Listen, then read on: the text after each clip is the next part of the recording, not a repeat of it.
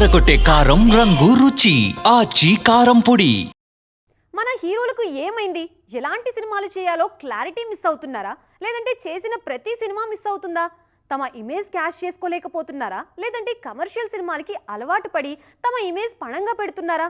Medium range హీరోలకి ఎందుకు ఇన్ని కష్టాలు? సమస్య ఎక్కడొస్తుంది? రామ్కు క్లాస్ సినిమా వర్కౌట్ కాలేదు. అల్లరి నరేష్కు సీరియస్ సినిమాలు కలిసి రావట్లేదు. రవితేజకు మాస్ సెట్ అవ్వట్లేదు. నితిన్, గోపీచంద్కి ఏం చేసినా వర్కౌట్ అవ్వట్లేదు. వరుణ్ తేజ్, జాన్రా మిస్ అయ్యారు. కళ్యాణ్ రామ్ మాస్ నుంచి దూరం అయిపోయారు. ఒక్క ముక్కలో చెప్పాలంటే ఇవే మన మీడియం రేంజ్ హీరోల కష్టాలు. అసలేం జరుగుతోంది మన హీరోల విషయంలో అనేది పెద్ద ప్రశ్నగా మారిపోయింది. రామ్ పోతినేనినే తీసుకోండి. ఇస్మార్ట్ శంకర్ తర్వాత వరుసగా మాస్ సినిమాలు చేశారు. కానీ ఏదీ వర్కౌట్ అవ్వలేదు. సరే అని క్లాస్లోకి వెళ్లి ఆంధ్రా కింగ్ తాలూకా చేస్తే ప్రశంసల దగ్గరే ఆగిపోయింది, కానీ పైసలు మాత్రం రాలేదు. ఈ విషయాన్ని రామ్ కూడా ఒప్పుకున్నారు. కామెడీ సినిమాలు చేసినప్పుడు కనీసం 2 ఏళ్లకోసారైనా అల్లరి నరేష్ సినిమాలు హిట్ అయ్యేవి.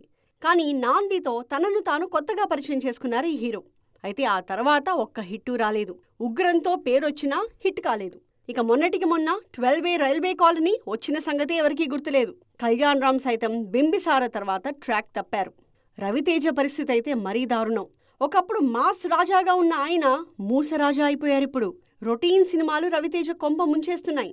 అందుకే భర్త మహాశయులకు విజ్ఞప్తి అంటూ పూర్తిగా తన దారి మార్చేశారు మాస్ మహారాజా. వరుణ్ తేజ్ సైతం మేర్లపాక గాంధీతో హారర్ కామెడీ ట్రై చేస్తున్నారు. ఇక నితిన్ హిట్ కోసం ఏం చేస్తారో ఆయనకే తెలియాలి మరి. మొత్తానికి వీళ్ల కష్టాలన్నీ ఎప్పటికి తీరుతాయో.